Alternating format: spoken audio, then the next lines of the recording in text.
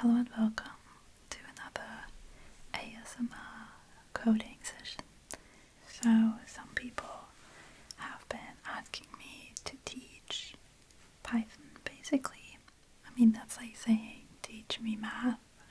Where do you even start, right? Like, do you know what a number is? I assume so, right? But I don't know. It's been quite a while since I learned coding. At this point, it's been like over 10 years, so I don't know. We will try though. If you have seen the title of this video, we are installing Python, which is difficult because I already have it installed.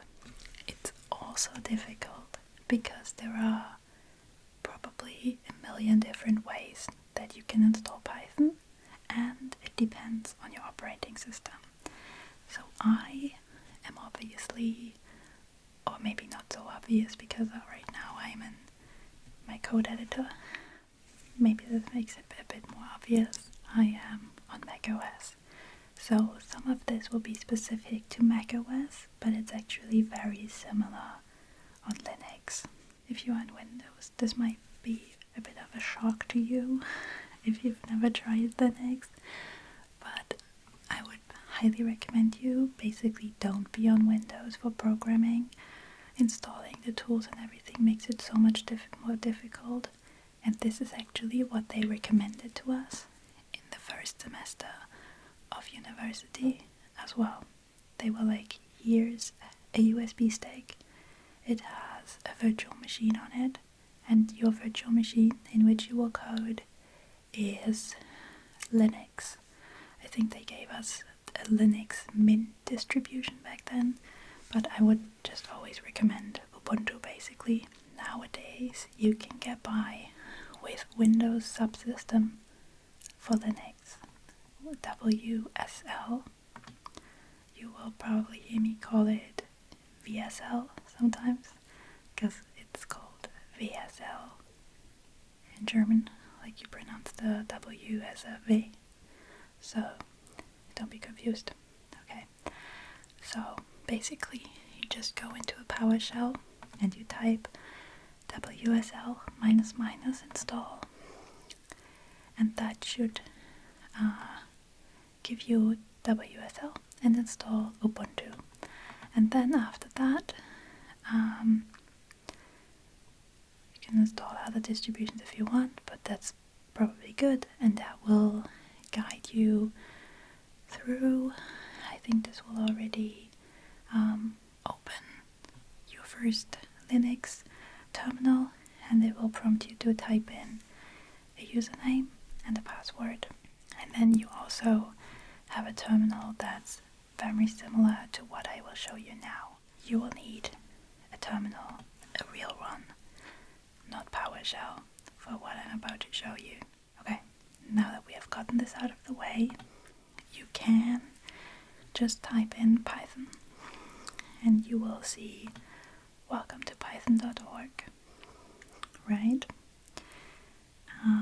And you will see lots of stuff, get started, beginner's guide, and there's lots of guides on the Python page as well, but it can be a bit confusing about what you should do. So here's what I do, but keep in mind that I tried very different ways over time, and I think this is the easiest to manage long term, but it might be a bit overwhelming if you have never worked with the terminal before. If you just come from a different coding language, this should be fine. But here under downloads you can see current releases. These are all still maintained and these are all still actively used. For example, right now in our project at work we use 3.10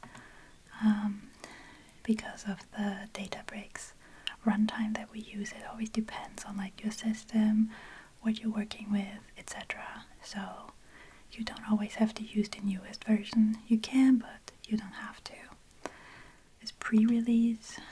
Pre-release is just testing, not for production settings.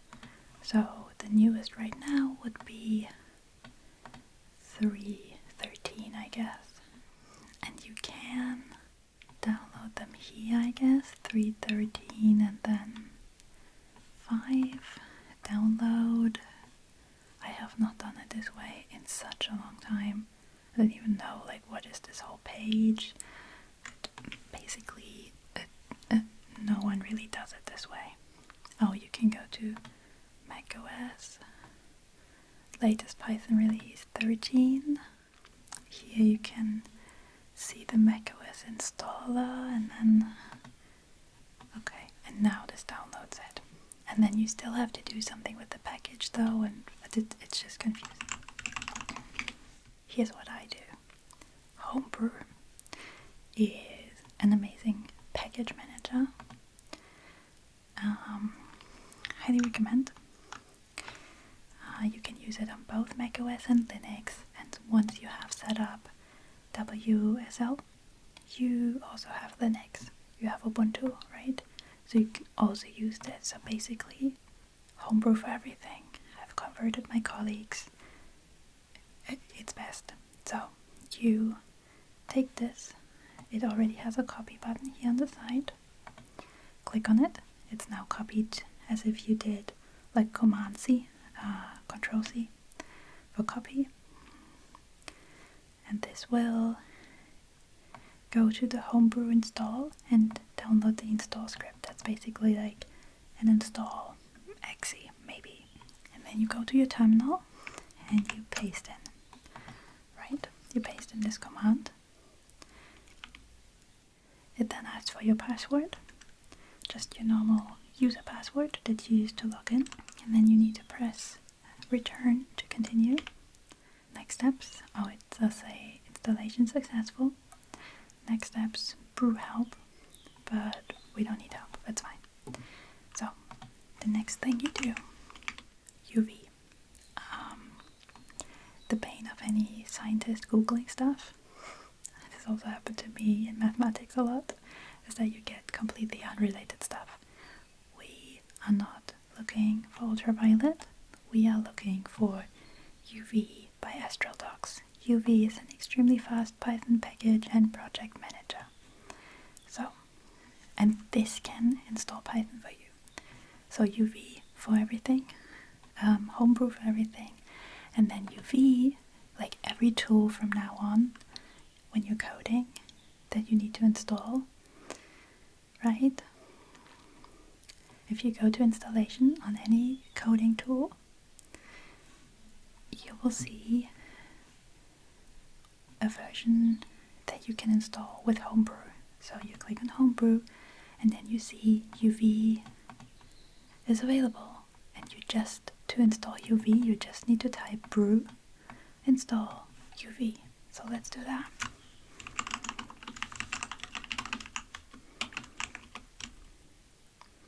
Bam. It would install it, but for me it's already installed, but that's all you need to do. Brew install UV. And now what this does is it enables you to install Python.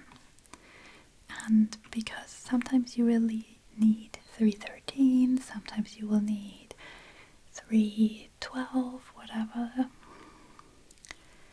you can use UV to install all of them. You can install 3.12, you can install 3.11 and 3.12, so many things, right? You can also list all the available ones that you have, and it's so much easier than like tracking down the package and then uninstalling it somewhere, unpackaging it, whatever.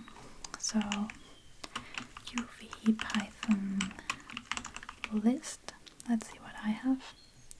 Yeah, that looks like a lot. So it tells me what I could download, and then the blue ones are the ones that I have, I guess. So we have a 3.13, a 3.12, and a 3.10, and then the basic one that came with my these are all installed through Homebrew. And then the basic one that came, I guess, with my macOS installation, you can see here, is 3.9, and that's just the basic Python 3 now. Okay, so if you have like nothing installed, you can just do UV, what was it? I don't know any commands. UV Python and install 3, let's just go for 3.13, right? And that's basically all you have to do. Install Python 3.13 in 1.85 seconds. That's how fast you can get started. So, I have never done this before, but theoretically you can just go into, like, I just opened a folder called Learning Python, and I opened just a basic text edit window, right? And we can go and say print, why is it so tiny? I don't know if you actually can do that. Never done this before. We can just go and say print hello you there, and we save this and we say this is test.py. I don't want any of those file formats, so you can use just the basic text editor, but you need to make sure that it saves not the rich text or anything, just plain text.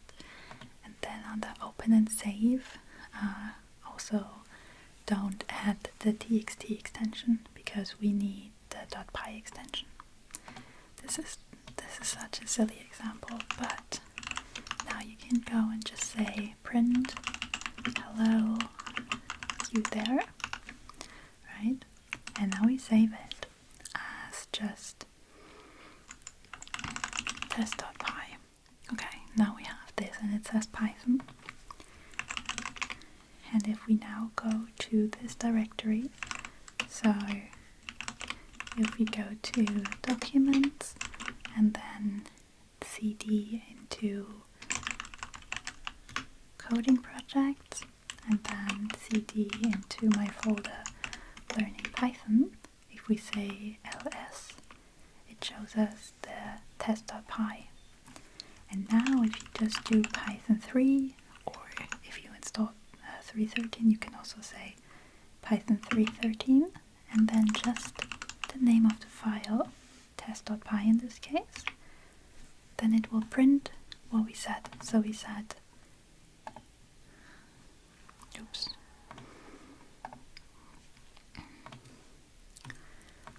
so we said it should print hello you there, and it does that.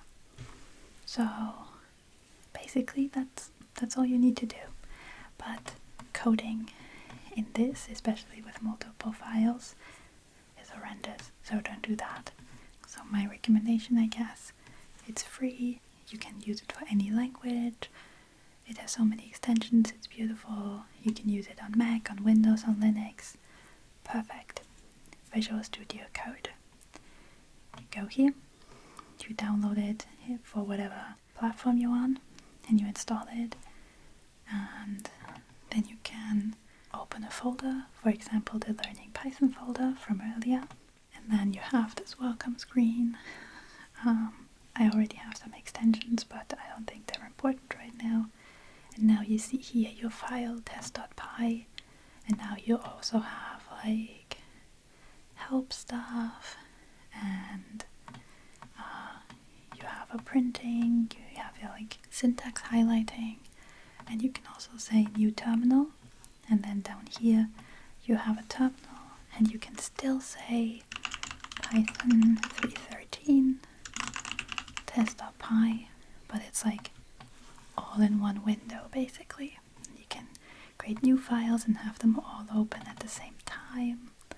So yeah, what you can also do, but what I don't really use, and I think think it's long term better if you get used to the terminal, but there is like buttons. I don't even know what they do exactly. Okay, yeah, you can run this and then it creates a new, this is my shell that I use to type this in, and if you press this button it opens a Python terminal, and then it gives the whole file to one of the Python installations and then runs the file, and it does basically the same. It just looks more confusing. That's just VS Code. You can also decide what Python version to use. If you have a Python file open, it's important that you have one open. Then down here it should tell you Python, and you can click on it. Oh no, never mind. But next to that it tells you the version of Python that it's currently using, and if you click on that you can select a different one if for some reason you want another one. But it also tells you about the virtual environment, and because versions are so incredibly important in Python, it's always recommended to have a virtual environment, and that basically enables you to have a different Python version for every project that you work on, and you will install so many additional Python libraries that give you more functions available, more like pre-packaged code, and you want them with specific versions. And you might want version, let's just say version 2 for one project, but another project you need 3 different libraries and they need different versions. And to not get confused and to not have like so many libraries on your system, you create a virtual environment, which is basically just a folder in your folder where you code, in your project folder, and all the Python versions and libraries go there, and then you can delete the folder if you're done with the project, and all the libraries go away again. Basically, just very simplified, okay? That's a virtual environment. It like bundles everything into your folder to this one project, so all the installations belong to that project, and if somebody else wants to install the same stuff, they can use this, the files that describe the virtual environment on their computer as well to recreate everything. So that's why we always use those, right? So because we previously installed UV, this is where this comes into play. This can create a virtual environment, as you can see, and it can install packages with pip. I think I will leave this until one of the next videos though, where we will install our first library and create a virtual environment and like do something with it, okay? I think I tried way too hard to explain this to you, and maybe I got a bit too excited in this, trying to explain the right way to do this, but I hope you liked it anyways.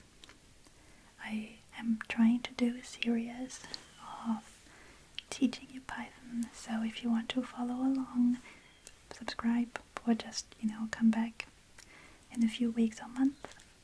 But until then, thank you so much for watching, and I'll see you in the next one. Bye!